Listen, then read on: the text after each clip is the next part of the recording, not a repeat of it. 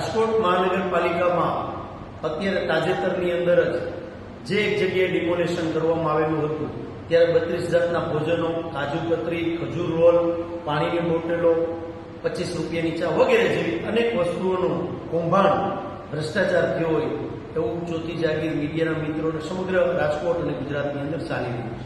ત્યારે આજે મારી પાસે એક વિડીયો આવ્યો છે. એ વિડીયોની અંદર પણ ખાદ્ય પદાર્થ જોવા મળે છે જે રાજકોટ મહાનગરપાલિકાની આરોગ્ય શાખાની ગાડી છે. એ ગાડીની અંદર પાણીની બોટલો પણ જોઈ શકશો, અલગ અલગ ખાદ્ય ચીજો પણ છે. અને એ ગાડી જાય છે તો એ ક્યાં જાય છે? કોઈની ઘરે જાય છે? કઈ જગ્યાએ માલ ઉતારવા માટે જાય છે? કે આ પણ માલ આવ્યો છે અને જે બચ્યો છે એ પણ ક્યાંક કોકની ઘરે મોકલવામાં આવે છે?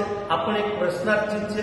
અને રાજકોટ મહાનગરપાલિકાના મ્યુનિસિપાલિટી કમિશનર અને સત્તાધીશોને કહેવા માંગુ છું કે આ વિડીયોની પણ તમે લોકો ખરાઈ કરશો કે આ વસ્તુ કઈ જગ્યાએ જતી હતી.